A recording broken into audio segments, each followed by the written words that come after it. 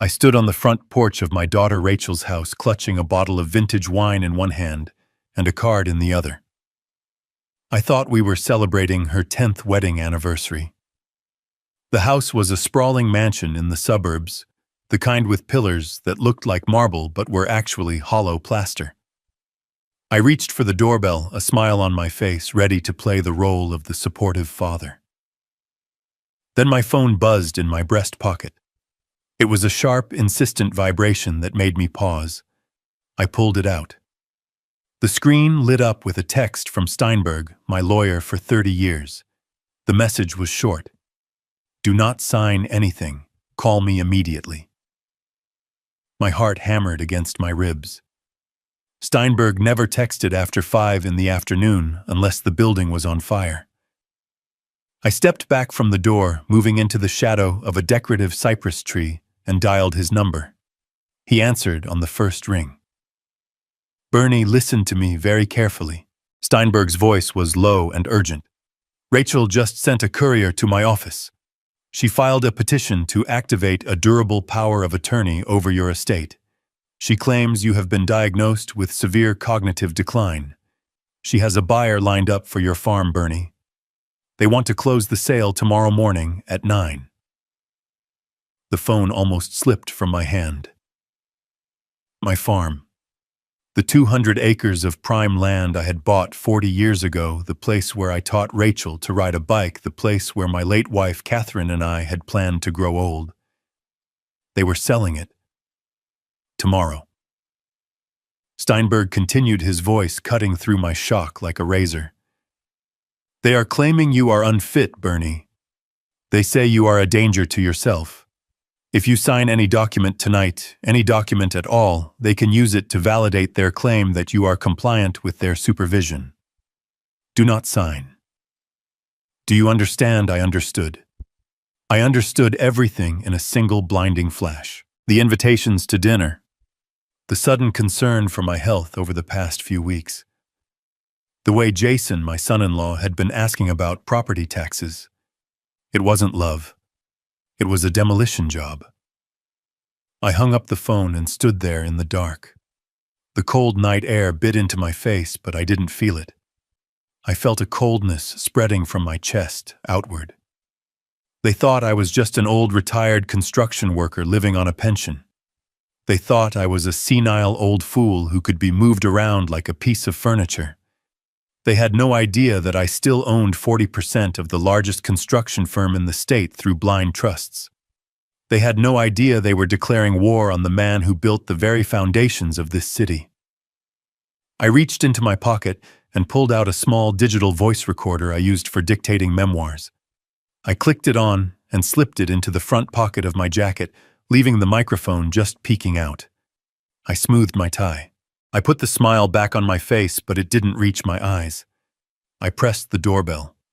It was showtime. The door swung open, and there was Rachel. She was wearing a dress that probably cost more than my first car. Her smile was bright, too bright, like a neon sign that flickers before it burns out. "Dad, you made it." She pulled me into a hug that felt like a trap. She smelled of expensive perfume and desperation. Come in. Jason is just opening the wine. We have been waiting for you." I stepped into the foyer. The house was magnificent on the surface, but I knew construction. I looked at the crown molding and saw the hairline cracks. I looked at the floor and saw the cheap laminate disguised as hardwood. It was a house built on debt, a castle of cards waiting for a breeze. Jason walked out of the kitchen, wiping his hands on a towel. He was 42, but dressed like a 20-year-old influencer wearing sneakers that cost $500. "Hey, Bernie, good to see you." "Good to. You look a little tired. Are you feeling okay?" The game had begun. This was the gaslighting Steinberg had warned me about. They needed to establish that I was frail. I looked at him and blinked slowly, playing the part. "I am all right, Jason. Just a little trouble with my eyes lately." The drive over was a bit confusing. I intentionally slurred the word confusing just a fraction. Jason exchanged a quick, satisfied glance with Rachel. I saw it.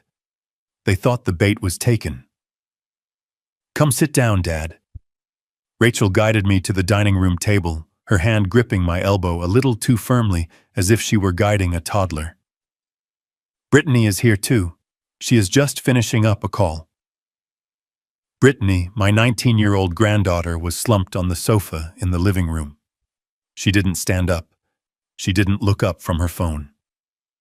Hey, Grandpa, she mumbled, her thumbs flying across the screen.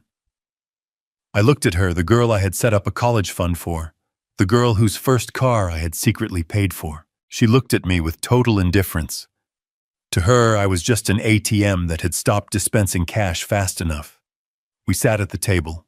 The dinner was elaborate. Roast beef, truffled potatoes, expensive wine. But the conversation was an interrogation disguised as small talk. Rachel poured me a glass of wine, filling it to the brim. So, Dad, Rachel said, cutting her meat with surgical precision. We were worried about you last week. You didn't answer your phone on Tuesday. Did you forget to charge it again? I hadn't forgotten. I was at a board meeting for the corporation finalizing a merger worth $30 million. But I couldn't tell them that. Not yet. I rubbed my forehead, feigning a headache. I think I lost the charger, Rachel. I looked for it in the kitchen, but I couldn't remember where I put it. My memory isn't what it used to be. Jason leaned forward, his voice dripping with fake sympathy. That is scary, Bernie. Losing things is the first sign. We have been reading about this. Living alone out on that big farm, it is dangerous. What if you fall? What if you leave the stove on? I took a sip of wine. It tasted bitter, or maybe that was just the bile rising in my throat. I am fine, Jason. The farm is my home. Catherine and I built that house. Rachel put her fork down. The metal clinked loudly against the china. Mom is gone, Dad. She has been gone for 5 years. You are holding on to a ghost. We just want you to be safe. We found this wonderful community. It is assisted living. They cook for you. They clean. You wouldn't have to worry about property taxes or maintenance. Assisted living. That was the code word for a nursing home where they could dump me and forget I existed. I looked around the room. I saw the new crystal chandelier. I saw the designer handbags on the counter. I saw the stack of unopened bills on the side table that Jason thought he had hidden. They didn't care about my safety. They cared about the $2 million my farmland was worth to developers. They were drowning in debt, and I was their life raft. I need to think about it, I said, making my hand tremble as I lifted the glass again. It is a big decision. We can help you with the decision, Jason said. He reached under the table and pulled out a leather folder. He placed it on the table and slid it toward me. In fact, we wanted to take a load off your shoulders tonight. This is just a standard form. It allows Rachel to handle the utility bills and the insurance for the farm. You know how complicated that paperwork gets. If you sign this, you won't have to worry about the mail anymore. We will handle the boring stuff. I looked at the document. It wasn't for utility bills. It was the durable power of attorney Steinberg had warned me about. It granted Rachel full, unrestricted control over my assets, my bank accounts, and my medical decisions. It was a death warrant for my independence. Brittany finally walked over to the table, grabbing a roll from the basket. Just sign it, Grandpa. Mom has been stressing about your bills for weeks. Just let them do it so we can eat dessert. Her tone was bored and titled. She viewed my life as an inconvenience that was delaying her sugar rush. I looked at the pen Jason was holding out to me. It was a nice pen. Mont Blanc. Probably bought with the money I gave them for Christmas. I reached for it, letting my hand shake violently. I watched their eyes. They were hungry. They were like wolves watching a wounded deer. Rachel was holding her breath. Jason was licking his lips.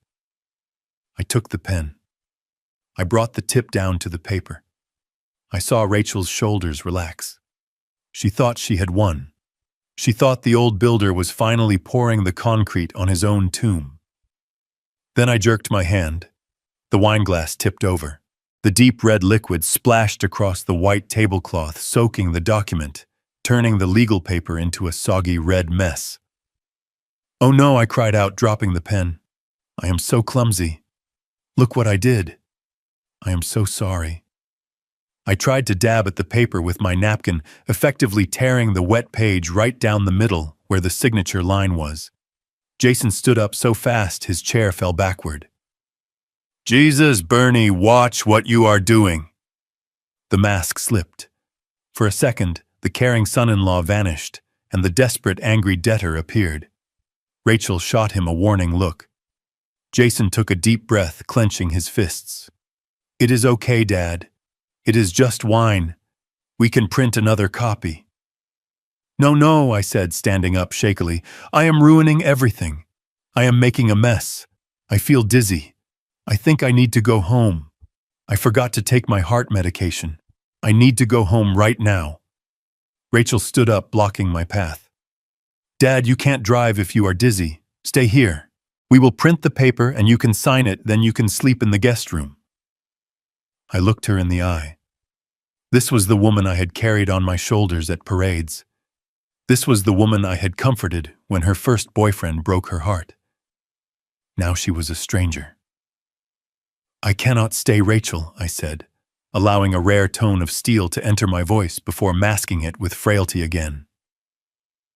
"If I don't take my pill in the next hour, Dr. Vance said I could have an episode. You don't want me to have a heart attack right here on your rug, do you?" The mention of a heart attack made her pause. If I died before signing it would go to probate, and that would take months. They didn't have months. Steinberg had told me they were 30 days away from foreclosure. They needed the farm sold this week. "Fine." Rachel snapped, her patience fraying. "Go home. Take your medicine. I will bring the papers to the farm tomorrow morning. We will do breakfast. Just you and me." I shuffled toward the door. Jason was staring at the ruined document, his face pale. He knew they were running out of time. I opened the front door and the night air hit me again. I turned back to look at them one last time. "Happy anniversary," I said. I walked to my truck, my steps heavy but steady. I climbed in and locked the doors. I pulled the recorder out of my pocket and pressed stop. I had it. I had the pressure, the lies about the document's content, the admission that they were targeting the farm. I started the engine. I wasn't going home to sleep. I was going to Steinberg's office. He was waiting for me. We had a lot of work to do before the sun came up. My daughter wanted to play games with my legacy. She wanted to treat me like a child. Tomorrow I was going to show her what a grown man does when his family declares war. I drove away from the house of lies, and for the first time all night I smiled. But it wasn't a nice smile. It was the smile of a man who was about to foreclose on his own family. The heavy oak door of Steinberg's private office clicked shut behind me, sealing out the hum of the city.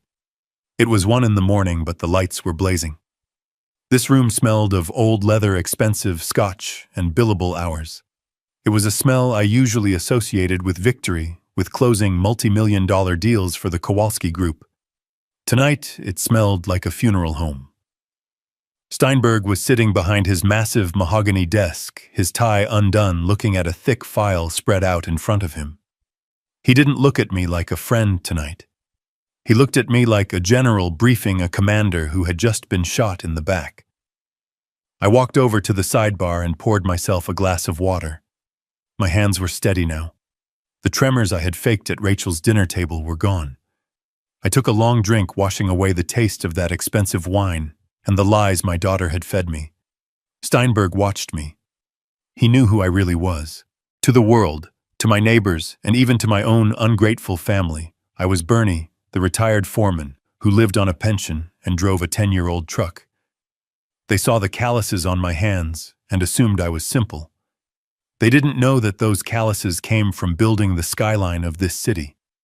They didn't know that the BK emblazoned on the cranes towering over downtown stood for Bernie Kowalski. I had kept my name off the Forbes list and my face out of the papers to protect them, to keep them grounded. What a spectacular failure that had been. Steinberg cleared his throat. He tapped a finger on the file. Bernie, we have a problem. A big one. Mike just sent over the financials on Jason and Rachel. It is worse than we thought. I sat down in the leather chair opposite him. Give it to me straight, Arthur. Don't sugarcoat it. I have built skyscrapers in hurricanes. I can handle a little rain. Steinberg slid a stack of papers across the desk. It wasn't rain, Bernie. It is a tsunami. Wow. Your son-in-law, Jason, the genius entrepreneur, isn't just having a bad month. He is drowning. He leveraged their house to buy into a cryptocurrency scheme 6 months ago. He lost everything. The bank sent a notice of default last week. They are 30 days away from foreclosure. I picked up the document. It was a foreclosure notice from First National. I saw the numbers. $500,000 in debt. $500,000. My jaw tightened. This was why they were so desperate. This was why they needed my farm. They weren't trying to help me manage my bills. They were trying to liquidate my life to cover their gambling losses. But that is not all, Steinberg said, his voice dropping an octave. Mike found something else. He got access to their private messages. You need to see this, Bernie. But I warn you, it is going to hurt more than the money. He handed me a tablet. On the screen was a chat log between Rachel and her best friend, a woman I had known since she was in diapers. I started reading. The timestamp was from 2 days ago. Rachel wrote, I don't know how much longer we can stall the bank. We need the money from the farm now. Her friend replied, can't you just ask him for a loan? He has savings, right? Rachel's response made the blood freeze in my veins. Asking him takes too long. He is so stubborn. He clutches those pennies like they are gold bars. Besides, he is useless now. He is just a bag of bones taking up space. I am just waiting for him to kick the bucket so we can finally live the way we deserve. The old man is practically dead anyway. We are just speeding up the paperwork. I stared at the words. Bag of bones. Waiting for him to kick the bucket. This was my little girl. The girl I had carried to bed when she fell asleep in the car. The girl whose hand I had held when her mother died. She wasn't just greedy. She despised me. She saw me as an obstacle, a piece of debris to be cleared from her construction site. The door to the office opened and Mike walked in. He was a former homicide detective, a man who had seen the worst of humanity, and even he looked uncomfortable. He didn't say hello. He just walked over and placed a flash drive on the desk. Mr. Kowalski, Mike said, his voice gravelly. I verified the doctor they are using. Dr. Vance. He has a record. He lost his license in Ohio for overprescribing opioids. He got it back here on a technicality. He is in debt to the same loan sharks Jason borrowed money from to cover his tracks. They aren't just looking for a diagnosis, Bernie. They bought one. I closed my eyes for a second. The betrayal was total. It was a conspiracy. My daughter, my son-in-law, a crooked doctor. They had built a cage for me bar by bar while smiling in my face. I stood up and walked to the window. I looked out at the city lights. I owned 3 of the buildings I could see from here. I had 4,000 employees who depended on my decisions. I was the silent king of this concrete jungle, and my own flesh and blood thought I was a senile old fool. I turned back to Steinberg and Mike. My face was stone. The pain was there deep in my gut, burning like a coal, but I pushed it down. I replaced it with the cold, hard logic of business. When a building has a rotten foundation, you don't patch it. You demolish it. Steinberg looked at me, his pen poised. What do you want to do, Bernie? We can file a restraining order. We can show them these texts. We can stop the power of attorney hearing before it even starts. No, I said. My voice filled the room, authoritative and final. That is what a victim does. I am not a victim. If we stop them now, they will just find another way. They will wait until I actually get sick. They will come back like termites. No, we are going to let them proceed. Steinberg frowned. Bernie, that is dangerous. If they get that signature. They won't, I interrupted. Listen to me. Here is the plan. First, I want you to move all my liquid assets, everything that isn't tied down in the corporate trusts. Move it to the account in Zurich. Tonight. Leave the local checking account with just enough to keep the lights on at the farm. Let them think that is all I have. Steinberg nodded, typing furiously. Done. What else? I pointed to the foreclosure notice on the desk. Who holds the note on Rachel's house? First National, Steinberg said. I want you to buy it, I said. Use the holding company, the one with the obscure name. Omega Holdings. Buy their debt. Buy Jason's car loans. Buy every cent of debt they have. I don't want them owing the bank. I want them owing me. Mike let out a low whistle. That is cold, Mr. Kowalski.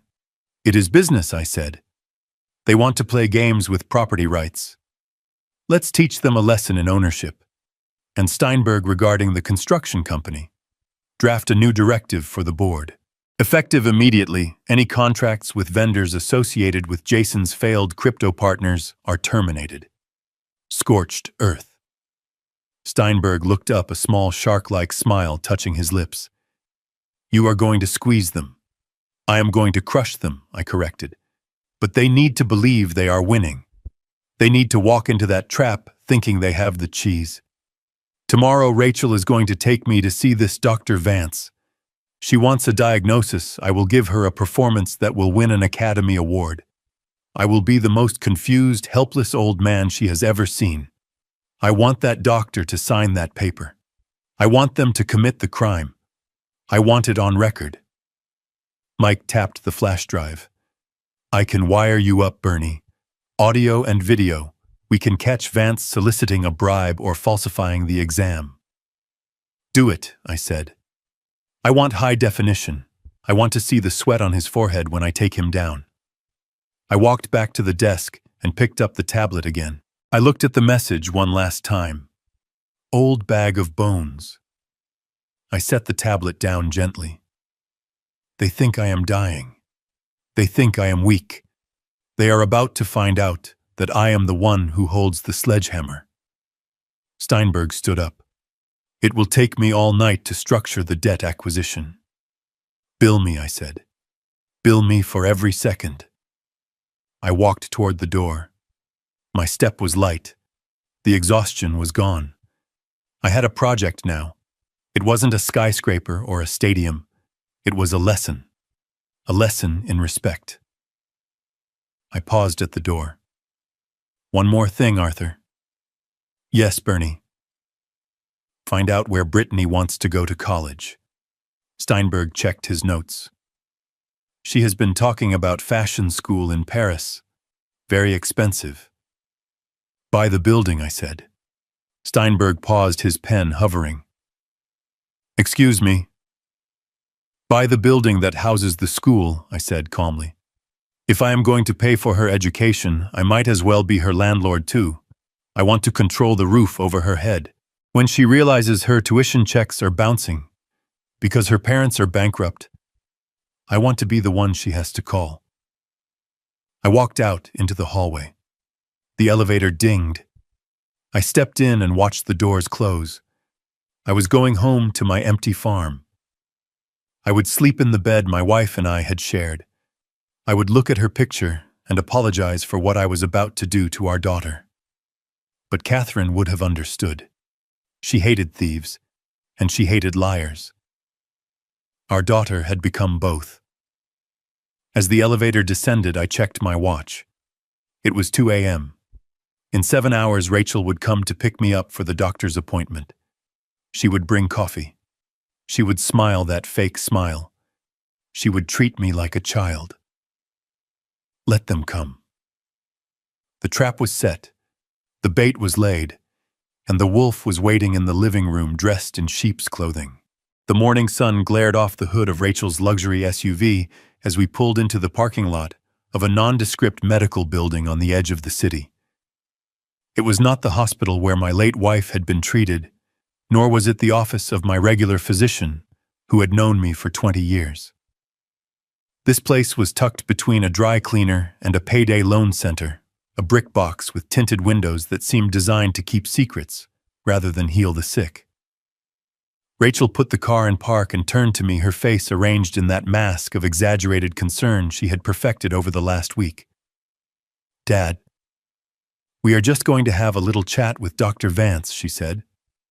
Her voice pitched high and slow, the way one speaks to a disobedient child or a golden retriever. "He is a specialist.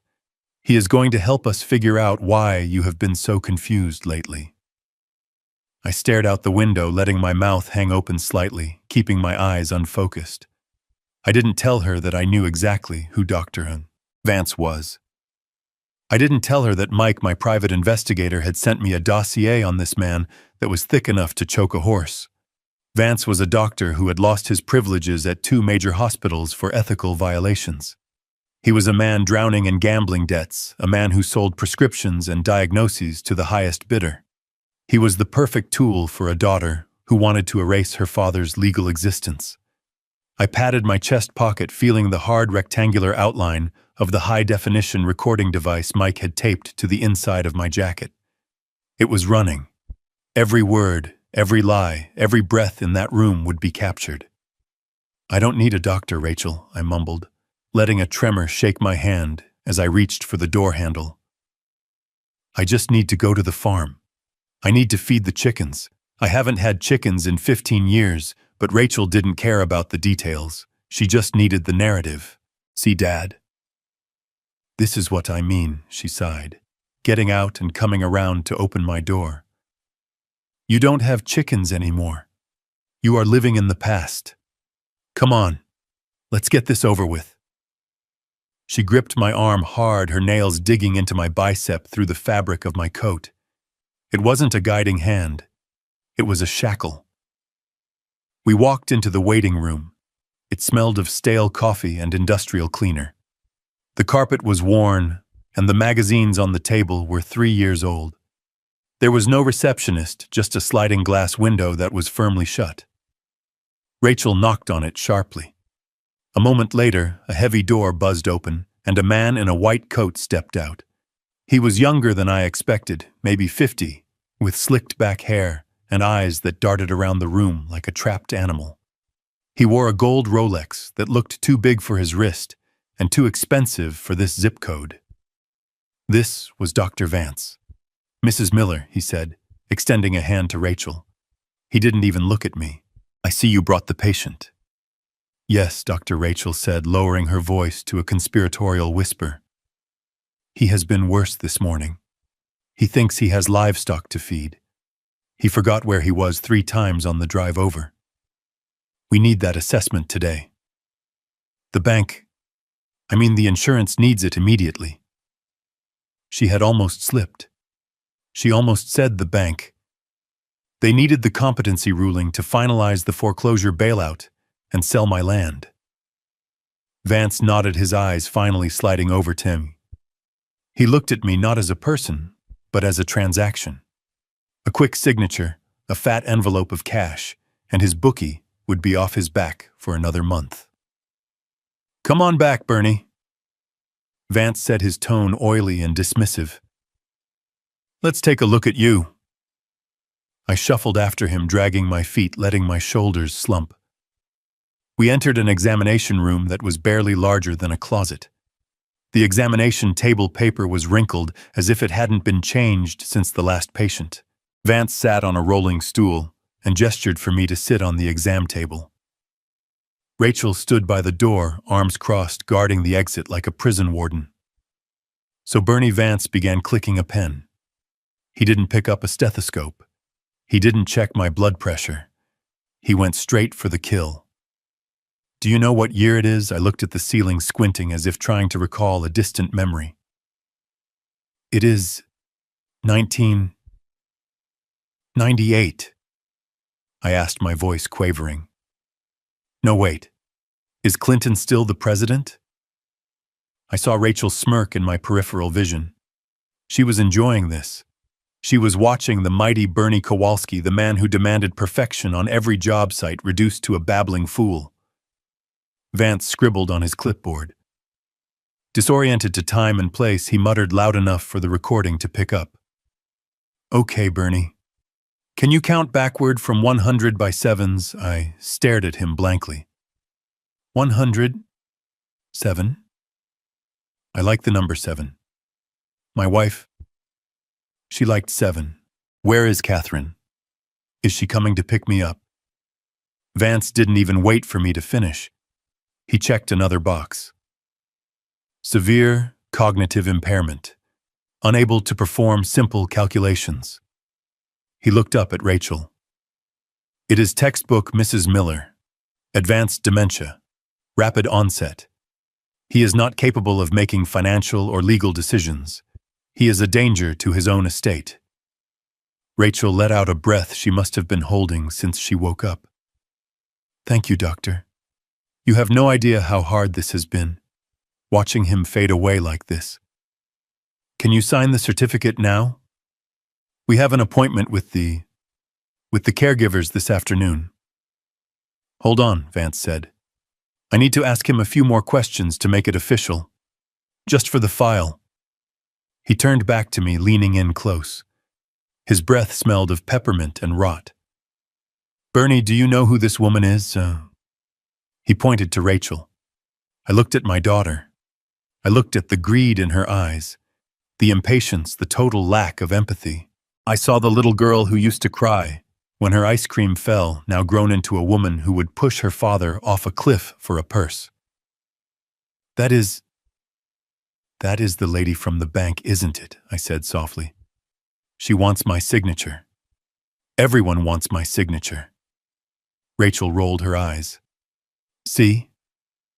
He doesn't even know me. Vance nodded, flipping the page. Okay, Bernie. I am going to prescribe you something to help you calm down. It is called haloperidol. It will help with the agitation. This was it. The trap. I knew haloperidol. I knew it because when I built the psych ward at St. Jude's 10 years ago, I had read the spec sheets on the pharmaceutical storage protocols. It was a heavy antipsychotic. Used on elderly patients, it was often called a chemical restraint. It turned people into zombies. If he prescribed that without a proper physical workup, without checking my heart history, it was malpractice. It was assault. I widened my eyes, leaning forward, dropping the senile act just enough to deliver the payload. Haloperidol. I asked, my voice suddenly clear, though I kept the volume low.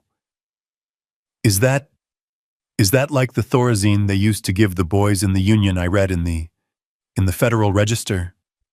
Title 42, Section 483? That chemical restraints are illegal in nursing facilities without a specific diagnosis of psychosis. Are you saying I am psychotic? Dr. Vance froze. His pen stopped moving. He looked at me, really looked at me for the first time. I had just quoted the code of federal regulations regarding the rights of nursing home residents. It was a specific, dense piece of legal knowledge that no dementia patient would recall, let alone cite in context. For a second, panic flared in his eyes. He realized I had just referenced a federal statute. He looked at Rachel, then back at me. He was trying to figure out if I was lucid or if I was just parroting something I had heard on a news program. I leaned back, letting my mouth go slack again, returning to the character. I saw it on the TV. I mumbled, drooling a little. The man on the TV said, Section 483.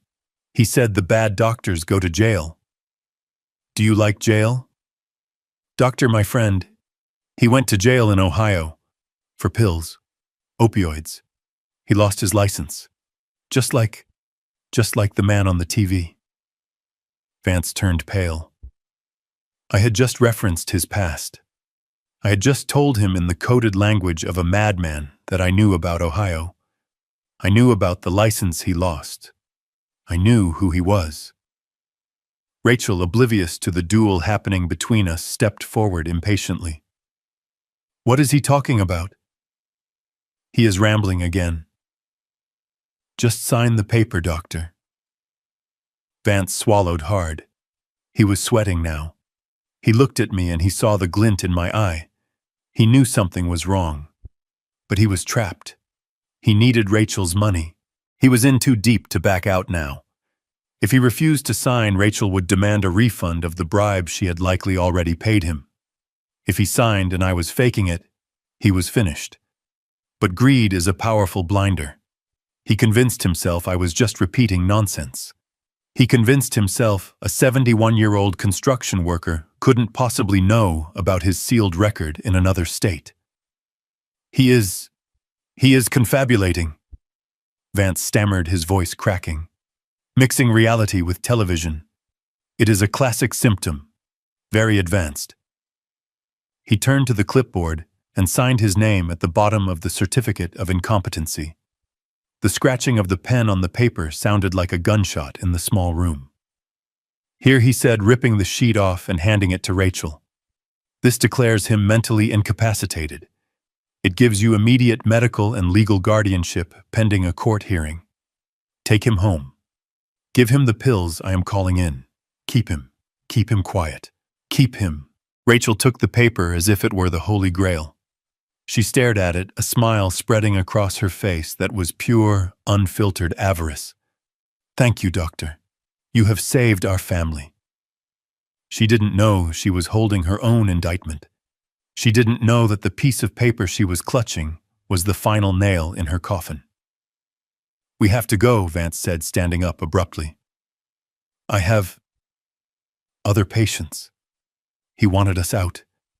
He wanted me away from him. He was terrified. I stood up slowly. I looked at Vance. I tapped my chest pocket just once, a subtle gesture that meant nothing to Rachel, but everything to a man who lived in the shadows. The recorder. Have a nice day, Doctor. I said, my voice steady, the slur completely gone for just 1 second. Good luck with the audit. Vance's eyes widened, his jaw dropping, but Rachel was already pulling me out the door. Come on, Dad, we are getting ice cream. We are going to celebrate. We walked out into the parking lot. The sun was still shining, but the world had changed. They had done it. They had crossed the line. They had committed fraud, conspiracy, and malpractice, and I had it all on tape. Rachel buckled me into the car, treating me like a piece of precious, fragile cargo. Not because she loved me, but because I was now a liquid asset. She got into the driver's seat and pulled out her phone. I watched her type a message. I knew who it was for. It was for Jason. Got the paper, she typed. He is officially crazy. Call the realtor. Sell the farm. I closed my eyes and leaned my head against the cool glass of the window. Let them make the call. Let them set the date. Tomorrow was going to be the longest day of their lives. They thought they were driving a senile old man back to his deathbed. They didn't know they were driving the CEO of their destruction. Rachel started the engine and turned up the radio, humming along to a pop song. She was happy. She thought she had won the lottery. I sat in the silence of my own mind, reviewing the plan. Steinberg would have the assets moved by now. Mike would be securing the video feed from the doctor's waiting room to corroborate the timeline. The trap was sprung. As we drove away from the clinic, I looked back one last time. I saw Dr. Vance standing in the window, watching us leave, a look of pure dread on his face. He knew. He knew he had just made a fatal mistake. But Rachel. She didn't have a clue, and that was going to make the fall so much harder. I reached into my pocket and turned off the recorder. Phase 2 was complete. Now it was time for the escalation. It was time to let them think they were kings right before I toppled the throne. I closed my eyes and pretended to sleep, dreaming of justice. It tasted sweeter than the ice cream she was about to buy me. The rumble of a diesel engine shattered the morning peace of my farm. I looked out the kitchen window, my hands gripping the edge of the sink until my knuckles turned white. A massive moving truck was backing up my driveway, crushing the azaleas Catherine had planted 20 years ago. Behind it, Rachel's SUV and Jason's sports car followed like vultures circling a carcass. They weren't just visiting. They were invading. I walked out onto the porch, letting my shoulders slump, putting on the mask of the confused old man. Rachel jumped out of her car, barking orders at the movers. She wasn't wearing her usual high heels. She was in combat mode, leggings and sneakers, ready to clear out a life she deemed expired. "Dad," she shouted, waving a hand dismissively at the truck. "Don't panic. We are moving in. Dr. Vance said you need 24-hour supervision. We can't trust you alone out here anymore." I watched two burly men carry my leather sofa out of the living room and dump it on the grass. What are you doing?" I asked, my voice trembling just enough to sell it. "That is my chair. I sit there to read the paper." "Not anymore," Jason said, striding up the steps with a box of his own things. "That thing smells like old man and dust. We are bringing in our furniture. If we are going to take care of you, we need to be comfortable. This isn't a museum, Bernie. It is a living space." They didn't ask. They didn't knock. They just took over. For the next 3 hours, I sat on a wooden stool in the corner of the kitchen, watching them dismantle my life. It wasn't just furniture. It was history. Rachel went through the cabinets with a black trash bag, sweeping things off the shelves. My collection of spices from my travels. The mugs Catherine and I bought in Napa. The little clay statues Rachel herself had made in kindergarten. Trash, junk, clutter. She muttered the words like incantations, tossing items into the bag with a sickening crunch. Then she went for the hutch in the dining room. Inside was Catherine's collection of porcelain angels. She had collected them for 30 years. Each one had a name. Each one had a story. Rachel opened the glass door and started grabbing them by the handful. "Rachel, please," I said, standing up, letting a real note of panic enter my voice. "Not those. Your mother loved those." Rachel stopped and looked at me, a porcelain angel dangling from her fingers by a wing. "Mom is dead, Dad. These are just dust collectors. You don't need them. You probably don't even remember where half of them came from." She dropped the angel into the trash bag. The sound of it shattering against the other debris was a physical blow to my gut. I sat back down, lowering my head. I wasn't hiding my face to cry. I was hiding my face so she wouldn't see the cold, hard rage in my eyes. I added the price of those angels to the mental ledger I was keeping. The bill was getting higher by the minute. By noon, the house was unrecognizable. My furniture was either on the lawn or in the dumpster they had ordered. Their modern, sterile furniture filled the rooms. The warm oak and leather were replaced by glass and chrome. It looked like a hotel lobby, cold and impersonal. Then came the final insult.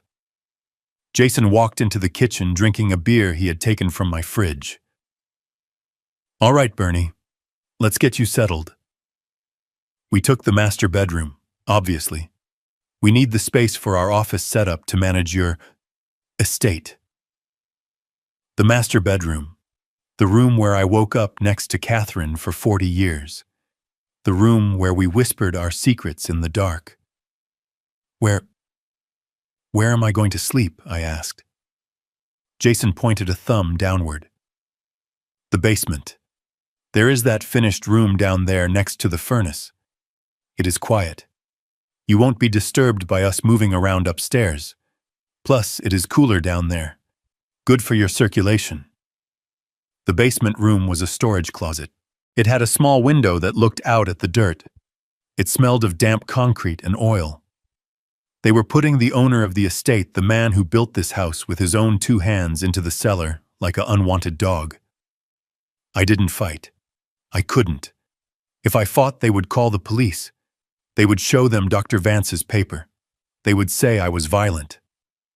I shuffled to the stairs carrying the one small suitcase they had allowed me to keep. "It's okay," I mumbled. I like the quiet. I spent the afternoon in the semi-darkness of the basement sitting on a cot they had set up. I could hear their footsteps above my head. Thump, thump, thump. The sound of invaders walking on my ceiling. I turned on the recorder again. I needed every second of this. Around 6 in the evening, the noise level changed. It wasn't just footsteps anymore. It was bass. Heavy rhythmic music vibrating through the floorboards. Laughter. Shouting.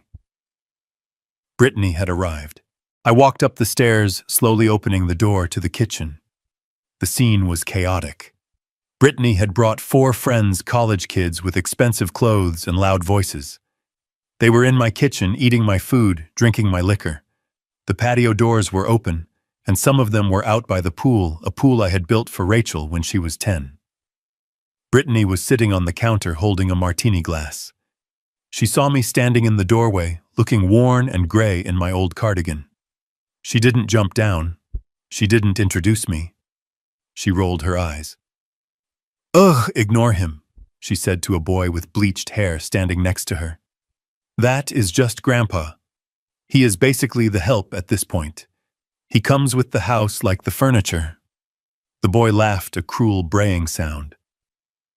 "Does he talk, or is he just for decoration?" Brittany smirked. "He thinks he talks. Mostly he just mumbles about the good old days. He is totally senile. My parents are taking over everything tomorrow. We are going to turn this place into a party house for the summer before we sell it." I stood there gripping the doorframe. The help. Decoration. I had set up a trust fund for this girl that would have paid for her entire life. I had planned to buy her an apartment in Paris, and she was treating me like a ghost in my own home. I walked over to the sink to get a glass of water. The bleached hair boy didn't move out of my way. I had to reach around him. He bumped my shoulder, spilling some of his drink on my sleeve. "Watch it, old man," he snapped. I looked at him. I memorized his face. I would find out who his parents were. I would find out where they worked. The Kowalski reach was long. I shuffled back toward the basement door, but I stopped near the hallway. Jason was there, talking on his phone, his back to me. He thought I was deaf or too confused to understand. "Yeah, the move is done," Jason said into the phone, laughing. "We put him in the dungeon, literally. He is happy as a clam down there. Look, tell the buyer we can sign the preliminary papers on Friday. No, don't worry about him. He won't be a problem. The doctor said his heart is a ticking time bomb. The stress of the move might just finish him off. We are counting on nature to take its course. If not, well, accidents happen on farms, right?" He hung up and turned around, startled to see me standing there. He didn't look ashamed. He looked annoyed. "What are you doing lurking there, Bernie? Go downstairs. We have guests."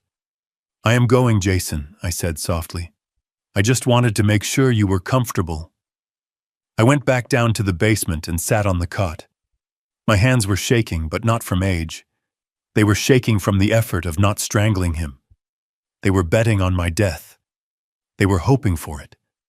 They were planning to facilitate it if nature was too slow. I looked at the water-stained ceiling. I thought about the call I had made to Steinberg earlier. The trap was ready. The pieces were in place. But I needed one more thing. I needed the final straw. The absolute, undeniable proof that there was no humanity left in them. The next morning I went upstairs early.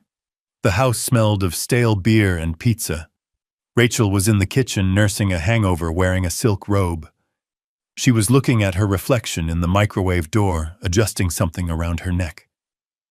I froze. Around her neck was a string of pearls. Not just any pearls. They were South Sea pearls, slightly pink with a diamond clasp in the shape of a rose. I had bought those for Catherine on our 30th anniversary. I had flown to Japan to pick them out myself.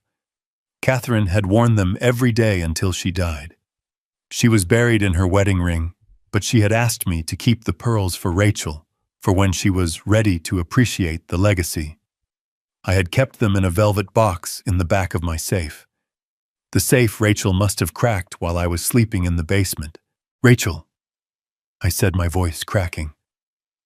"That necklace, that is your mother's." Rachel turned, touching the pearls absently. "Oh, this I found it in that old safe in the study. The combination was my birthday." "You really should be more creative, Dad." "Please," I said, stepping forward, reaching out a hand. "Take it off. Catherine wanted you to have it, but not like this. Not yet. It is special. It is sacred." Rachel laughed. It was a harsh, ugly sound. "Sacred. It is jewelry, Dad. It is worth 10 grand easy. I got it appraised this morning online. Mom is dead. She doesn't care who wears it. Besides, it looks better on me. It was wasted in that dark box, just like this house is wasted on you." She patted the clasp. "I am actually thinking of selling it. I saw a purse online that would match my new shoes perfectly. Pearls are a little old-fashioned, don't you think?" Selling her dead mother's pearls to buy a purse. That was it. That was the moment. The last ember of fatherly love I had been holding on to, the tiny spark of hope that maybe, just maybe, she was being influenced by Jason, was extinguished. She was rotten. Rotten to the core. I looked at her. I really looked at her. I didn't see my daughter. I saw a thief. I saw a stranger. "You are right, Rachel," I said, my voice suddenly steady, the tremor gone. I dropped the act for just a second, letting her see the steel beneath the skin. "Mom is dead, and she is lucky she isn't here to see this." Rachel frowned, sensing the shift in tone. "What did you say?" I slumped my shoulders again, returning to the role. I said, I need my pills. My head hurts." Rachel rolled her eyes, the moment of suspicion passing. "Go downstairs, Dad. Take your pills, and stay there. We have a party planner coming in an hour. We are throwing a big bash tonight. A birthday party for you. All the important people in town are coming. I need you out of the way until we bring you out for the cake. A birthday party. My birthday was 3 months ago. This wasn't a party for me. It was a victory lap. They were going to parade me in front of their friends, the senile old man they were so graciously caring for, while they spent my money and sold my home." I turned and walked toward the basement stairs. "Okay, Rachel. I will be ready." I went down into the dark. I sat on the cot and pulled out my phone. I texted Steinberg. "It is time. Bring the cavalry. Tonight." I looked at the recording device. It was full. I had the theft. I had the abuse. I had the conspiracy to commit murder. I had the desecration of my wife's memory. Tonight, they were going to throw a party. They were going to invite the elite of the city. They didn't know that the guest of honor was going to be the executioner. I laid back on the cot and closed my eyes. I wasn't afraid anymore. I wasn't sad. I was ready. The Kolaski demolition crew was on site, and the wrecking ball was swinging. The sun had barely set when the invasion entered its final phase. My farm, usually a sanctuary of cricket songs and rustling leaves, was now vibrating with the thumping bass of a sound system that cost more than my first truck. Floodlights bathed the backyard in an artificial blinding white glow, washing out the stars I used to watch with Catherine. They had set up a white tent on the south lawn, crushing the winter wheat I had planted as a cover crop. It wasn't just a party. It was a coronation. They were crowning themselves the new kings and queens of my empire, and I was the court jester they were dragging out for one last laugh. Rachel came down to the basement to get me at 7. She had changed again. Now she was wearing a shimmering gold dress, that clung to her like a second skin, her hair piled high on her head in an intricate style that screamed money. She looked at me sitting on my cot in my stained cardigan and frowned. She didn't see her father. She saw a smudge on her perfect picture. "Get up, Dad," she snapped, throwing a garment bag onto the cot. "Put this on. We have guests arriving in 10 minutes. I won't have you looking like a hobo." I opened the bag. It was a cheap, ill-fitting suit. Polyester. It felt like sandpaper against my fingers. It was a size too big, likely bought off the rack at a discount store while she was shopping for her gold dress. I stood up slowly, letting my knees crack, playing the part of the creaky old man. I struggled with the buttons, making my hands shake violently. Rachel sighed, a sound of pure, unadulterated annoyance. "God, you are helpless. Here, let me do it." She slapped my hands away and began buttoning the shirt, her movements rough and impatient. She tightened the tie until I could barely breathe. "There. Now try not to drool on yourself. And for God's sake, don't try to tell any stories. Nobody wants to hear about concrete or foundations. Just smile, nod, and eat your cake." She sprayed me with a cloud of cologne that smelled like desperation and pine cleaner. Then she grabbed my arm and marched me up the stairs. The transformation of the main floor was complete. It was terrifying. My home was gone. In its place was a cocktail lounge. Waiters in black vests were circulating with trays of hors d'oeuvres that I couldn't identify. A bartender was mixing drinks in the corner where my favorite reading chair used to be. And the people. There were at least 50 of them. I recognized some of them. There was the mayor, a man I had donated to anonymously for years. There was the head of the local country club, a man who had once denied me membership because I worked with my hands.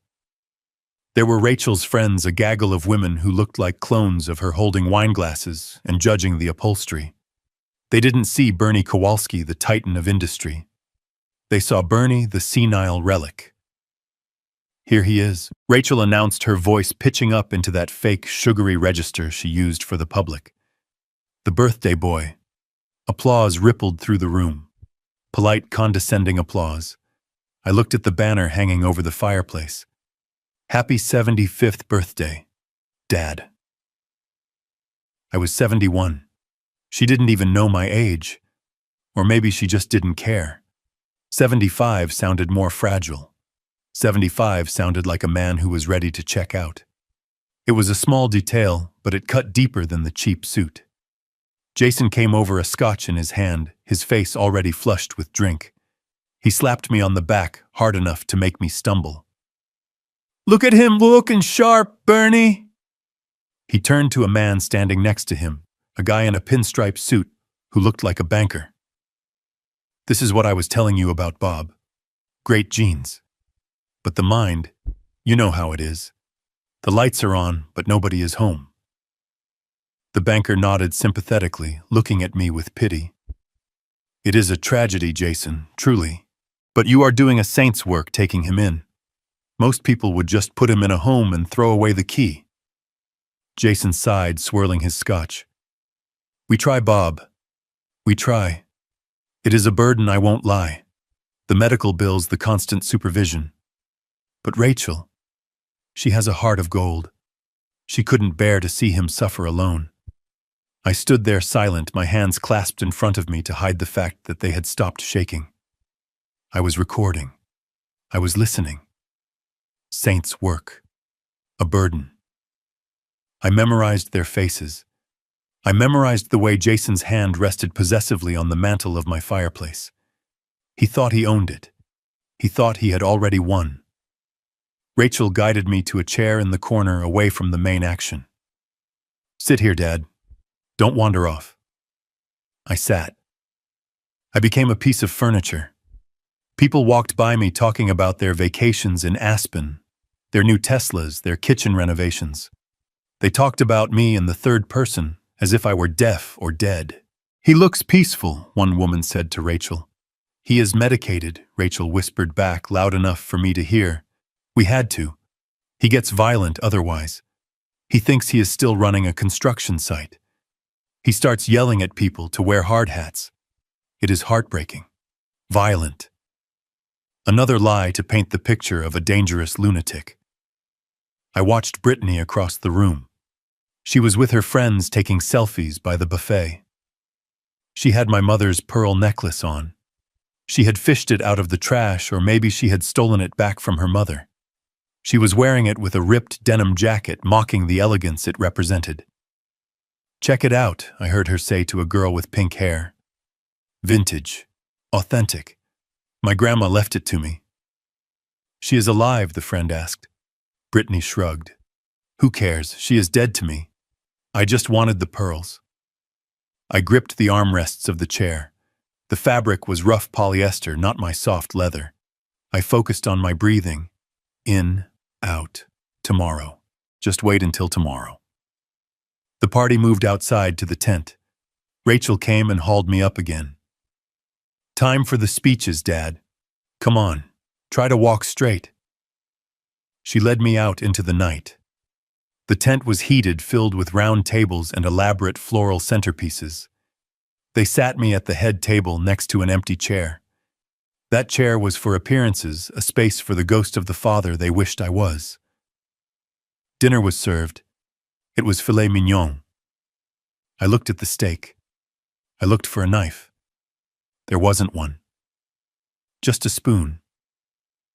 Rachel leaned over. "We didn't give you a knife, Dad. We don't want you to hurt yourself. I will cut it for you." She picked up her knife and fork and began to cut my meat into tiny bite-sized pieces like I was 3 years old.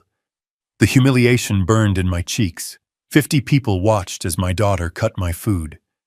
I could feel their eyes. Poor old man. Can't even feed himself. I ate the meat. It was cold. I chewed slowly, swallowing my pride with every bite. I needed the energy. I needed the strength for what was coming. After dessert, a cake that wasn't my favorite flavor but chocolate, which Rachel loved, the music died down. A spotlight hit the small stage at the front of the tent. Rachel walked up to the microphone holding a glass of champagne. She looked radiant. She looked like a predator who had just taken down a gazelle. "Thank you all for coming," she said, her voice trembling with practiced emotion. "It means the world to Jason and me to have our friends and family here. Tonight is about celebrating my father, Bernie." She gestured to me. A polite round of applause followed. I didn't wave. I stared at her. Rachel wiped a fake tear from her eye. You all know the struggles we have faced lately. Watching a parent decline is the hardest thing a child can do. We have tried so hard to keep him here on the farm he loves. We moved in. We disrupted our lives. We did everything we could to keep him home. She paused for effect. The room was silent. But we have to be realistic. We have to put his safety first. Yesterday, Dr. Vance gave us the news we have been dreading. Dad needs more care than we can give him. He needs 24-hour professional supervision. She took a deep breath, looking out at the crowd playing the martyr. So it is with a heavy heart that I announce that next week Dad will be moving to the Golden Sunset community. It is a beautiful place. It is the best place for him. Golden Sunset. I knew it. It was a state-run facility 3 counties over. It was underfunded, understaffed, and smelled of urine and bleach. It wasn't a community. It was a warehouse for the forgotten. Rachel looked at me, her eyes pleading for the audience, but hard as flint for me. We are doing this because we love you, Dad. We are doing this to protect you, and to ensure that your legacy, this farm, is preserved for the future. We will take care of everything. You can just rest now. The crowd erupted in applause. They were clapping for her bravery. They were clapping for her sacrifice. They were clapping for my imprisonment. Jason stood up and hugged her. Brittany clapped without looking up from her phone. I sat there. The spotlight caught the tears in Rachel's eyes, glistening like diamonds. They were fake. Everything about this night was fake. The cake, the smiles, the concern. It was a play, and I was the prop. But props don't talk back. Props don't fight. Rachel walked back to the table flushed with victory. She sat down next to me and placed her hand over mine. The crowd went back to their drinks, the show over. "You did good. Dad," she whispered, her nails digging into my skin. "You didn't make a scene. I am proud of you." I looked at her hand. I looked at the diamond ring she wore, a ring upgrade she had bought last month. I looked at her face, but I didn't see my daughter anymore. I saw a stranger. I saw an enemy. I slowly pulled my hand away from hers. I reached for my glass of water. I took a sip. Then I turned to her. I didn't scream. I didn't yell. I didn't throw the cake. I smiled. It wasn't the vacant smile of a dementia patient. It wasn't the polite smile of a guest. It was a smile that didn't reach my eyes. It was a smile that showed teeth. It was the smile I used when I walked into a boardroom, knowing I held 51% of the voting stock. It was a smile that said, "I know." Rachel frowned, her brow furrowing. She pulled back slightly. "What?" "Why are you looking at me like that?" I leaned in close enough to smell the expensive champagne on her breath, close enough to see the pores under her foundation.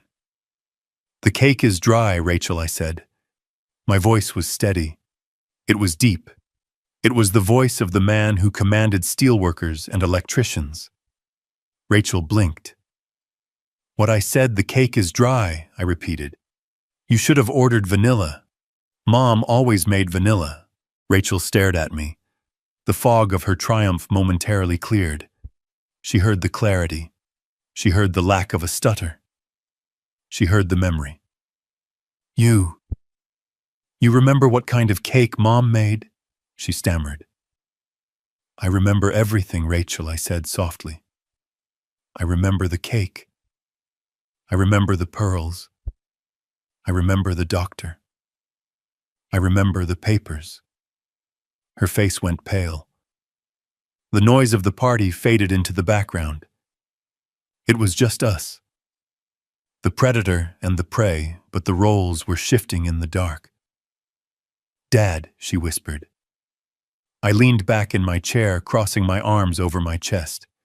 I kept smiling, that terrible, knowing smile. "Enjoy the party, honey. It is a very expensive party. I hope it was worth it." Rachel opened her mouth to speak, but Jason came over, draping an arm around her shoulders. "Great speech, babe. They ate it up. Look at him. He is happy as a clam. He doesn't even know what is happening." Rachel looked at Jason, then back at me. She looked terrified.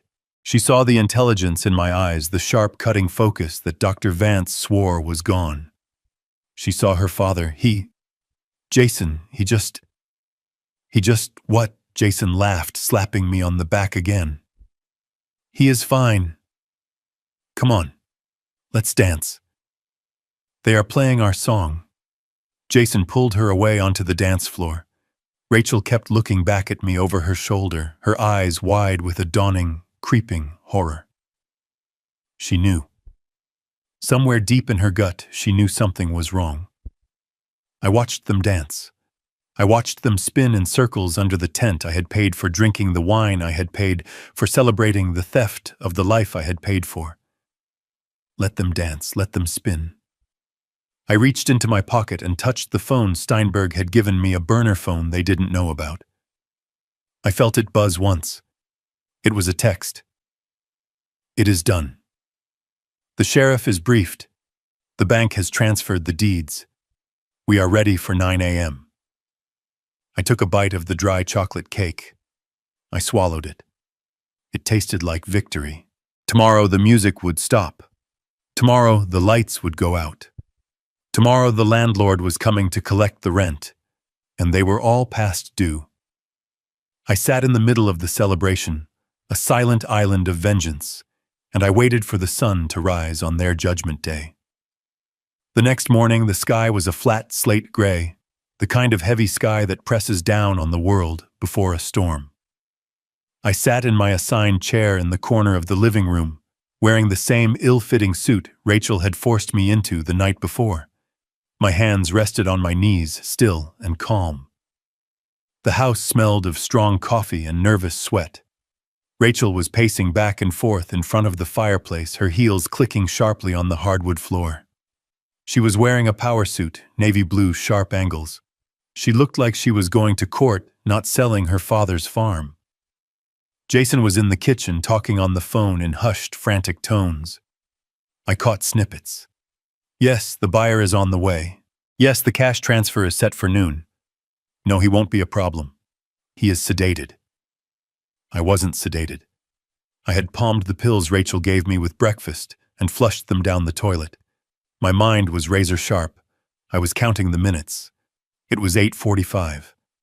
Steinberg and the sheriff were parked a mile down the road waiting for my signal. At 9 o'clock, sharp, a black sedan pulled up the driveway. 2 men got out. One was slick, wearing a suit that cost more than my first house. The other was rougher looking, more like a bouncer than a real estate investor. This was the buyer Jason had found. A rapid close specialist. A shark who smelled blood in the water. They walked in without knocking. Rachel greeted them with a handshake that was too firm, too eager. "Mr. Sterling, thank you for coming on such short notice." Mr. Sterling looked around the room, his eyes landing on me for a split second, before dismissing me entirely. "Nice place," he grunted. "Good bones. Shame about the zoning, but we can fix that." "Do you have the paperwork?" "We do," Jason said, rushing in from the kitchen with a manila envelope. "Everything is ready. The title deed, the inspection waiver, and the power of attorney." Sterling sat down at the dining table, spreading the documents out. He didn't even look at the fine print. He just pulled a gold pen from his pocket. "Let's get this done. I have a flight to catch." Rachel pulled out the power of attorney document, the one Dr. Vance had enabled with his signature. She placed it on the table next to the deed. She picked up a pen. Her hand hovered over the signature line. This was it. The moment of theft. The moment she signed away 40 years of my life for a quick payday. "Wait," Sterling said, holding up a hand. "Where is the doctor's note?" "My legal team requires the certificate of incompetency to be attached. Chain of custody, you know." "Right here," Rachel said, pulling the paper Vance had signed yesterday out of her purse. She smoothed it out on the table. "Dr. Vance signed it yesterday. Severe cognitive decline.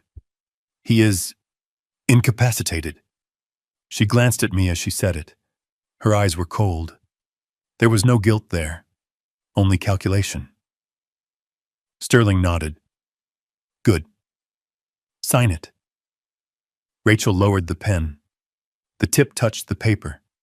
The ink began to flow. I reached into my pocket and pressed the button on the burner phone. The front door didn't just open. It exploded inward. Sheriff Miller, a man I had known since he was a deputy, strode into the room, his hand resting on his service weapon. Behind him were 2 deputies and Steinberg carrying a briefcase that looked like it contained nuclear codes. "Nobody move!" Sheriff Miller shouted, his voice booming off the walls. "Step away from the table." Rachel dropped the pen. It rolled across the table, leaving a streak of black ink like a scar across the deed. Jason froze in the kitchen doorway, his face draining of color. Sterling looked annoyed, not scared. He was used to legal trouble. "What is the meaning of this?" Rachel shrieked, finding her voice. "We are concluding a private business transaction." "Who called you?" "I did," I said. My voice wasn't the mumbling whisper of the last week. It was the voice I used to direct crane operators from the ground floor. It cut through the chaos like a knife. Rachel spun around. Her eyes widened. "Dad." I stood up. I didn't struggle. I didn't shake. I stood up straight, buttoning my jacket with steady hands. I walked over to the table and picked up the power of attorney document. I looked at it, then looked at Rachel. You tried to sell my farm, Rachel. You tried to sell it for pennies on the dollar to a man who bulldozes history for strip malls. And you tried to do it by declaring me dead while I am still standing here. Bernie, Rachel stammered, stepping back. You are confused. The doctor said. The doctor is a liar, Steinberg interrupted, stepping forward. He opened his briefcase and pulled out a thick stack of papers. Dr. Vance is currently in custody. We picked him up 20 minutes ago at his office. He was very eager to cut a deal when we played him the recording. Recording, Jason squeaked. The recording of him signing a false diagnosis in exchange for a cash bribe, Steinberg said. And the recording of you, Mrs. Miller, instructing him to maximize the severity of the diagnosis to expedite the sale. Rachel turned pale. That is illegal. You can't record a doctor's visit, actually. I said, stepping closer to her. In a one-party consent state, I can record any conversation I am a part of, especially when I am the victim of a conspiracy. Sheriff Miller stepped forward, handcuffs gleaming in his hand. Rachel Miller. Jason Miller. I have warrants for your arrest.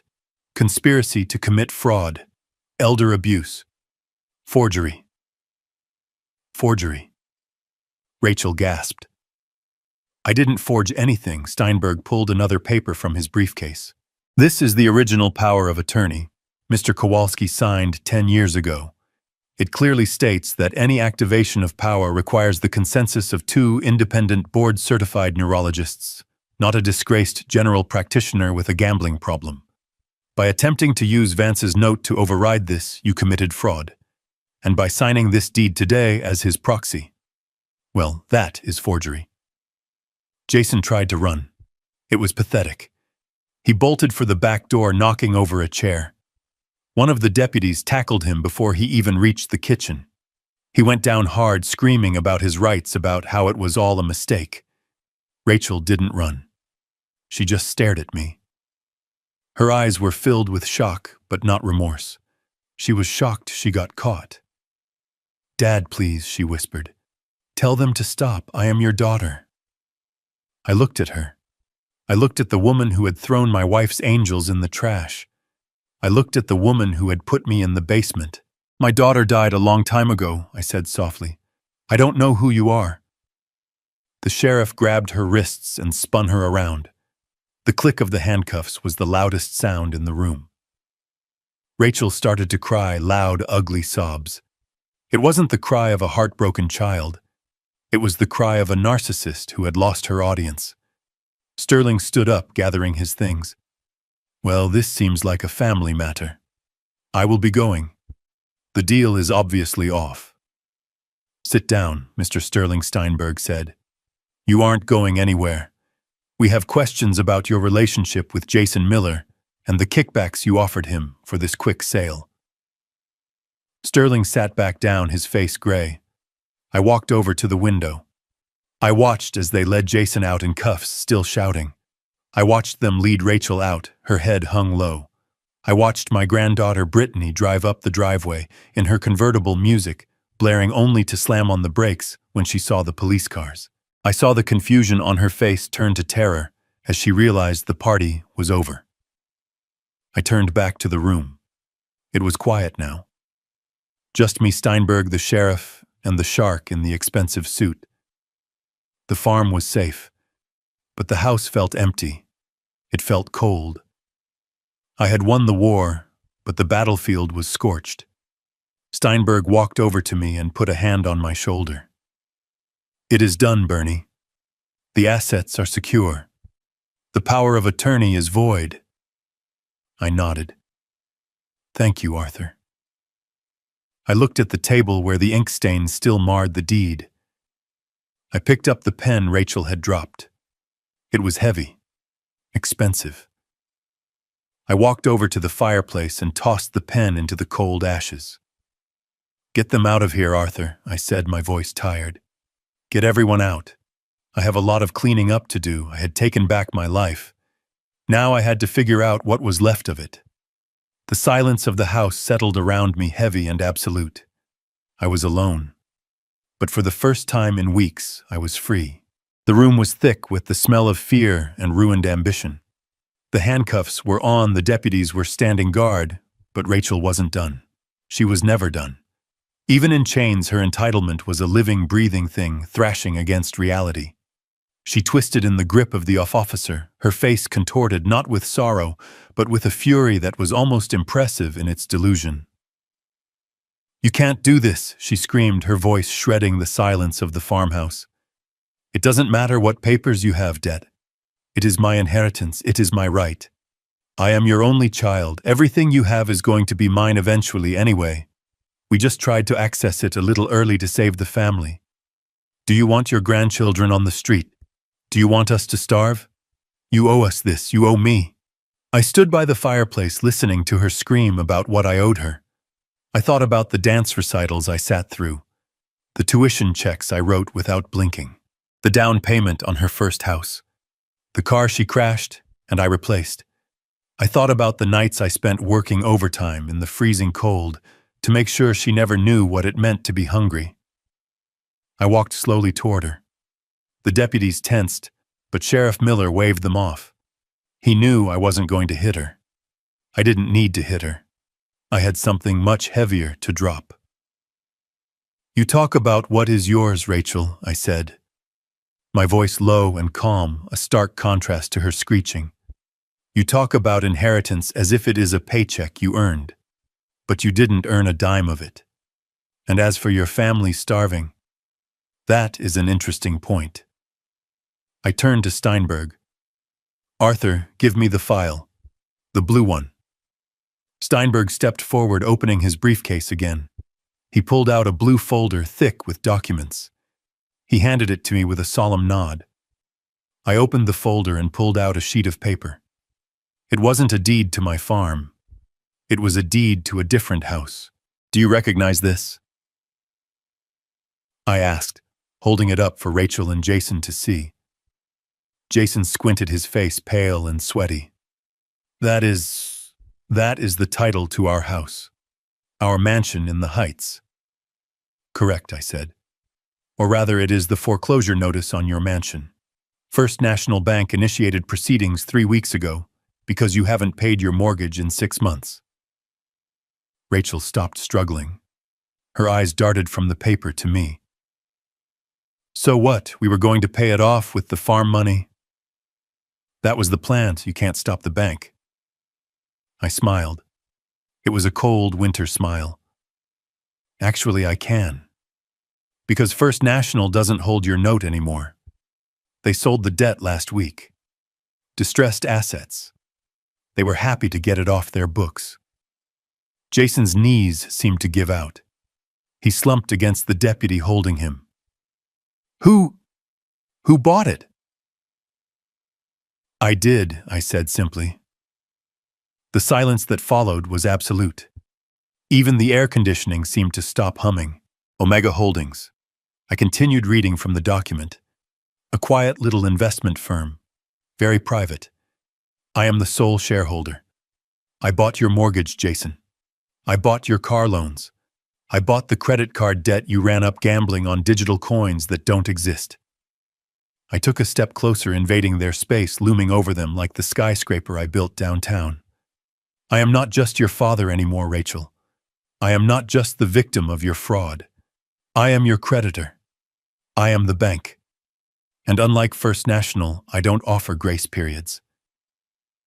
Rachel's mouth opened and closed, but no sound came out. The reality of her position was crashing down on her. She wasn't just going to prison.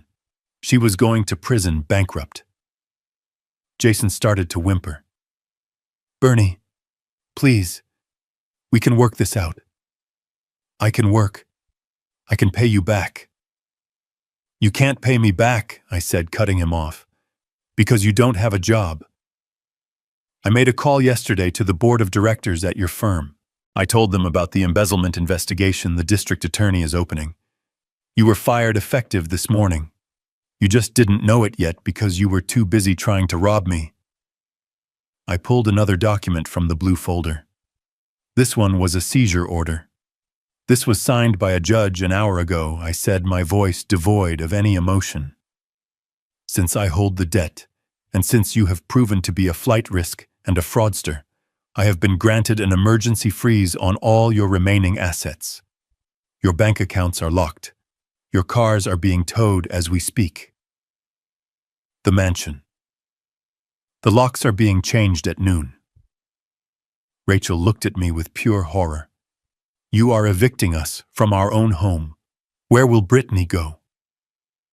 She is innocent. Brittany, I said, feeling a twinge of pain but burying it under the necessity of the lesson. Brittany is at the house right now finding out that her key doesn't work. But don't worry. I didn't leave her on the street. I rented her a room. A very small room in a boarding house near the community college. She has a job interview tomorrow at a diner. I set it up for her. If she wants to eat, she will work. If she wants to learn, she will study. But the party is over. The free ride is over. Rachel screamed. It was a primal sound of rage and loss. You monster. You are destroying your own family. You are taking everything I took. Everything I asked, my voice rising, for the first time thunder rolling in the room. I gave you everything. I gave you life. I gave you education. I gave you a safety net, so wide you could sleep on it. And you cut it. You took scissors to the net because you wanted the gold threads for yourself. I threw the blue folder onto the table. It landed with a heavy thud. You wanted my money, Rachel. You wanted the power that comes with the Kowalski name. Well, now you have the full weight of it. You wanted to treat this family like a business transaction. Fine. You made a bad deal, and I am calling in the loan. Sheriff Miller stepped forward, looking uncomfortable but resolute. All right, that is enough. We need to transport them. Wait, I said. I reached into my pocket and pulled out one last thing. It was a checkbook. My personal checkbook. The one they had tried to steal. I ripped out a check. I didn't write anything on it. I just crumpled it up into a tight ball. Jason looked at it with hungry, desperate eyes. This is what you thought I was, I said, holding the paper ball in front of his face. Just paper. Just a resource to be used up and thrown away. I dropped the ball of paper on the floor. Take them away, Sheriff. The deputies began to haul them toward the door. Jason was sobbing, his legs dragging on the floor. Rachel was still staring at me. Her eyes filled with a hate so pure it was almost blinding. I will never forgive you, she screamed as they dragged her out onto the porch. I hope you die alone in this big empty house. I hope you rot. I listened to her screams fade as they put her in the back of the cruiser. I stood in the middle of my living room, surrounded by the strange furniture they had brought in the remnants of their invasion. Steinberg closed his briefcase. The click was loud in the sudden silence. That was thorough, Bernie, he said quietly. It was necessary, I replied. I walked over to the window and watched the police cars drive away, lights flashing, carrying away the last of my biological family. They wanted the inheritance, Arthur. They wanted the end of the story. They just didn't realize I was the one writing it. I looked out at the fields of my farm. The winter wheat was crushed where they had put the tent, but the roots were still there. It would grow back. It would take time and a lot of work, but it would grow back. What about the mansion? Steinberg asked. What do you want me to do with it? Sell it, I said immediately. Liquidate it. Take the money and put it into the trust for the victims of elder abuse. Every cent. I don't want a penny of their debt money. I just wanted the control. I wanted them to know that the hand that fed them could also take away the plate. Steinberg nodded. And Brittany? I sighed. Keep an eye on her.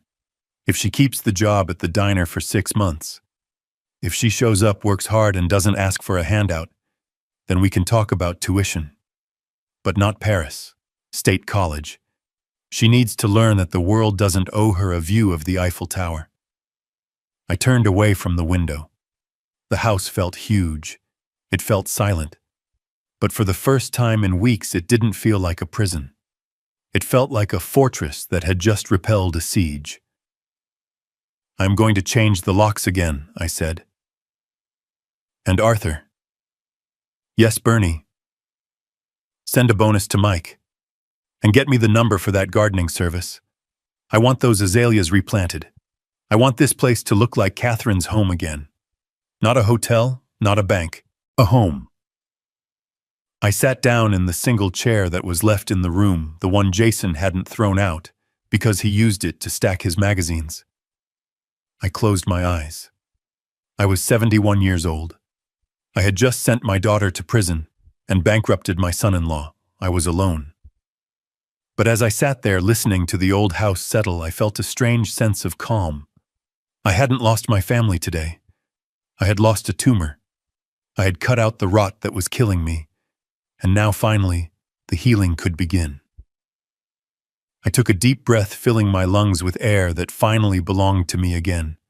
It was cold, and it was sharp, and it felt like life. Sheriff Miller stepped forward, the creak of his leather gun belt breaking the heavy silence of the room. He pulled a folded piece of paper from his pocket, the warrant that would seal the fate of my family. He didn't shout. He didn't need to. The weight of the law was in every syllable. "Rachel Miller and Jason Miller, you are hereby under arrest for conspiracy to commit wire fraud, forgery of legal documents, and elder abuse in the first degree. You have the right to remain silent. Anything you say can and will be used against you in a court of law." The words hung in the air like smoke. Elder abuse. It was an ugly term.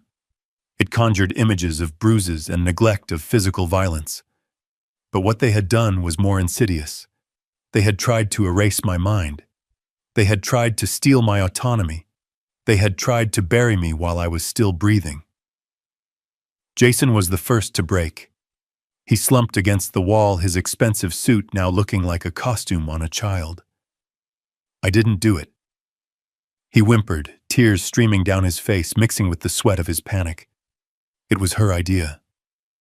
She told me you were sick. She told me it was the only way to save the house. I just signed the papers. I just did what she told me." Rachel spun on him, her hands cuffed behind her back, her eyes blazing with a feral intensity. "You coward," she hissed. "You spineless worm. You were happy enough to spend the money when you thought we were going to get away with it. You were the one who looked up the foreclosure laws. You were the one who found the doctor. Don't you dare pin this on me." I watched them turn on each other.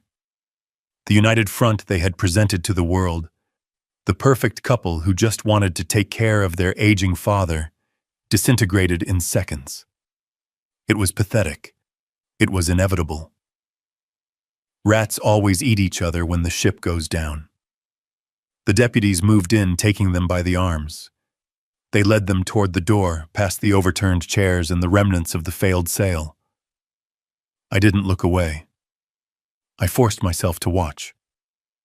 I needed to remember this. I needed to remember that the little girl with pigtails was gone, replaced by this woman who would sell her soul for a country club membership. Just as they reached the threshold, the front door flew open. Brittany stood there, breathless, her face flushed. She had seen the police lights from the road. She was wearing a designer jacket I had paid for and carrying a purse that cost more than my first car.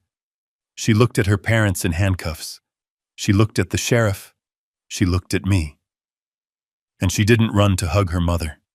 She didn't ask why her father was crying. She looked at me, her eyes wide with a selfish, piercing panic. "Grandpa," she shrieked, her voice cracking. "What is happening? What about Paris? My tuition is due on Monday. The deposit on the apartment is non-refundable." I felt a coldness settle in my stomach that had nothing to do with the temperature. Her parents were being hauled away on felony charges, and her first thought was her semester abroad. Her only thought was the interruption of her cash flow. The rot had gone deep. It had infected the roots and the branches. Rachel looked at her daughter, a flicker of shame finally crossing her face. "Brittany, honey, call the lawyer." "Call?" She didn't finish. The deputy guided her out the door and into the back of the cruiser. The door slammed shut with a finality that echoed in my bones. I turned my attention to my granddaughter. She was standing in the middle of the room, looking at me with an expression of pure entitlement. She wasn't sad. She was annoyed. She was inconvenienced. "You have to fix this, Grandpa," she said, stomping her foot like a toddler. "I can't miss this semester. All my friends are going. You have money. Mom said you have millions hidden away. You can just write a check, right? Just fix it so I can go." I walked over to the table where the voided deed still lay. I picked up a single sheet of paper I'd prepared the night before. It wasn't a check. It wasn't a bank transfer. It was a folded piece of cheap printer paper. I walked over to Brittany. I looked at her, really looked at her. I saw the emptiness in her eyes. I saw the product of a lifetime of getting everything she wanted without ever lifting a finger. I saw my own failure to intervene sooner. "I am not writing a check, Brittany," I said, my voice calm and steady. "There is no Paris. There is no apartment. The trust fund is frozen. Your parents are going to prison, and they are bankrupt. The free ride is over." Her jaw dropped. "You can't do that. That is my money." "It was never your money," I corrected her. "It was my money, and I am done paying for people who despise me." I held out the piece of paper. She looked at it, confused. "What is this? Take it," I said. She snatched it from my hand and unfolded it. She stared at it, her brow furrowing as she tried to make sense of what she was seeing. This is a job application," she whispered, looking up at me with horror. "For a diner, the Rusty Spoon, that place is gross. Why are you giving me this?" "Because I know the owner," I said. "His name is Sal. He is a good man. He needs a dishwasher and a waitress for the morning shift. It pays minimum wage plus tips. If you show up tomorrow at 6 in the morning, he will give you an apron." Brittany looked at the paper as if it were covered in anthrax. "You expect me to wash dishes? I am an influencer. Grandpa, I have followers. I can't work at a diner." "You can and you will," I said, my voice hardening.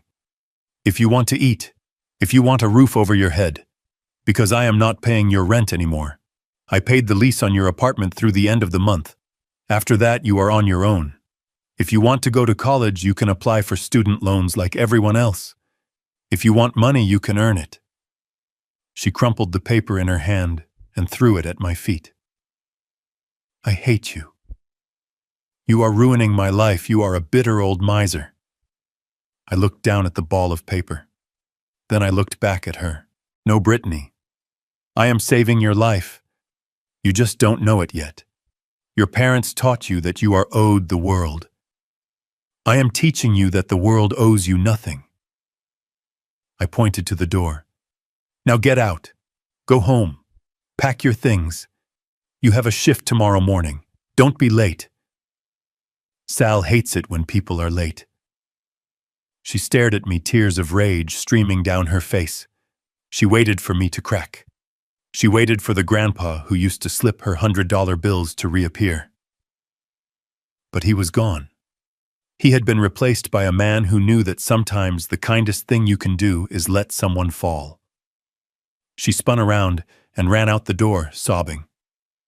I heard her car start, the engine revving aggressively as she peeled out of the driveway. She left the crumpled application on the floor. I bent down and picked it up. I smoothed it out on the table. She would be back.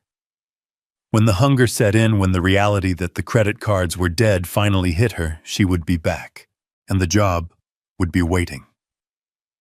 I walked to the window and watched the last of the police cars disappear down the long dirt road. The dust settled in the driveway. The silence returned to the farm. It wasn't the heavy, oppressive silence of the last week. It was a clean silence. The air felt lighter.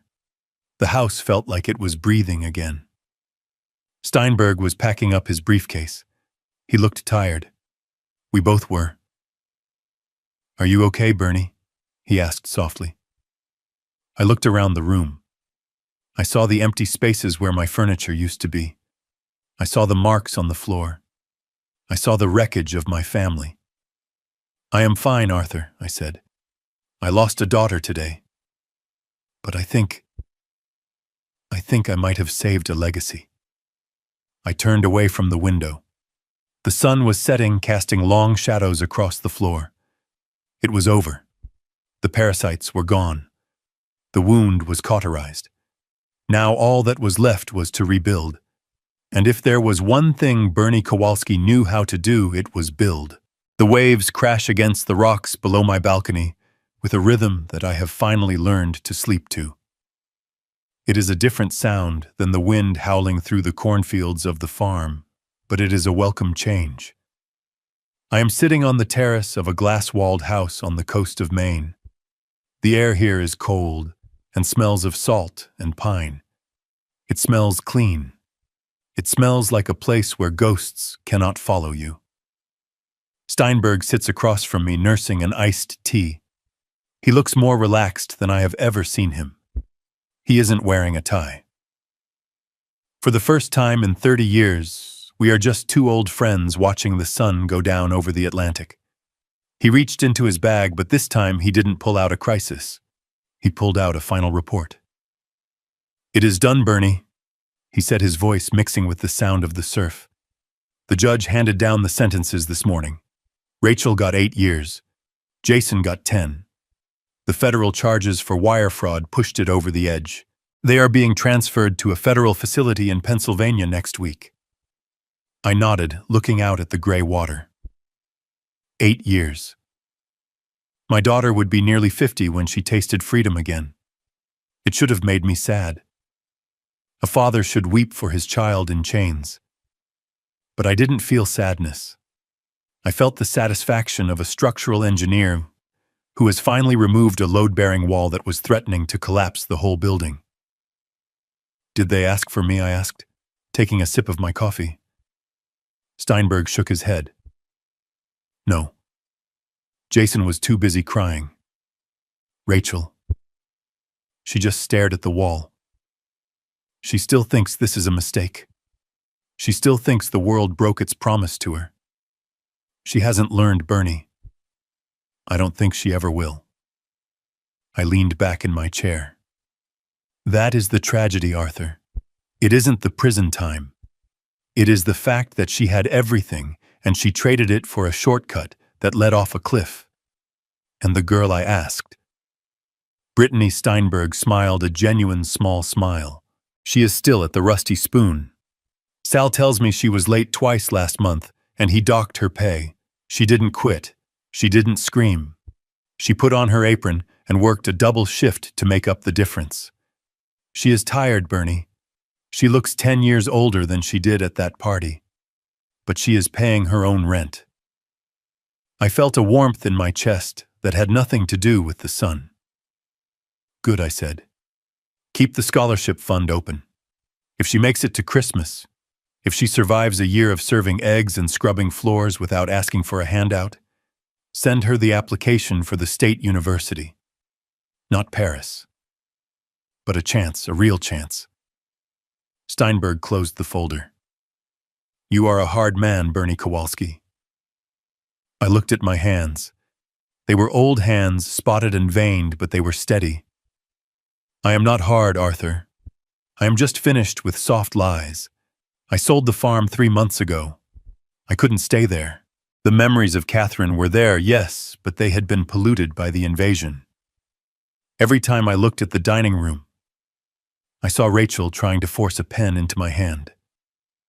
Every time I looked at the basement door, I remembered the cot. So I sold it to a young couple who wanted to raise horses. I left them the tractor. I hope they find the peace there that I lost. I moved here. I stopped hiding the money. I bought this house with the cash from the Zurich account. I bought a boat. I hired a chef not because I can't cook, but because I earned the right to have someone else chop the onions. But I didn't just retire. I used the liquidation of Jason's debt and the sale of the farm to seed a new project. The Catherine Kowalski Defense Fund. We pay for lawyers for elderly people who are being exploited by their families. We hire private investigators to find the hidden assets of greedy children. We are the cavalry that comes over the hill when everyone else has looked away. Every week I read the files. I see the same stories. The son who steals the pension. The daughter who sells the house. And every time we win a case, every time we put a stop to the theft, I feel a little bit of weight lift from my soul. I stood up and walked to the railing. The sun was dipping below the horizon, painting the sky in bruised purples and angry reds. People tell you that family is everything.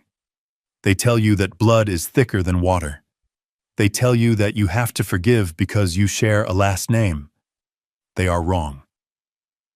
Blood is just biology. Family is behavior. Family is the people who respect you when you are weak. Family is the people who protect you when you are vulnerable. Rachel and Jason weren't family.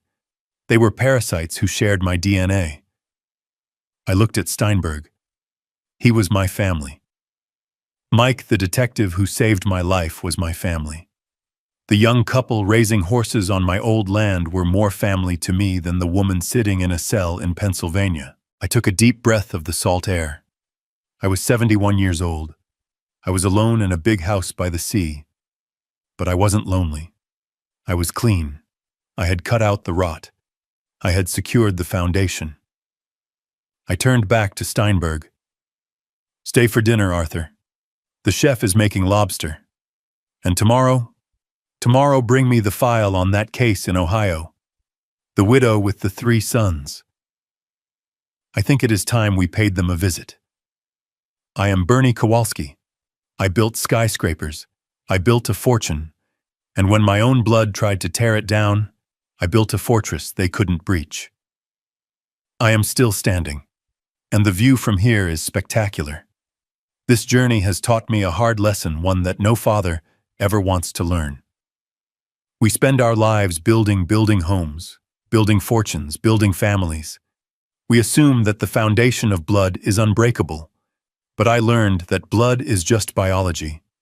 Loyalty, respect, and kindness are choices. My daughter chose greed. She looked at me and saw a bank account with a pulse.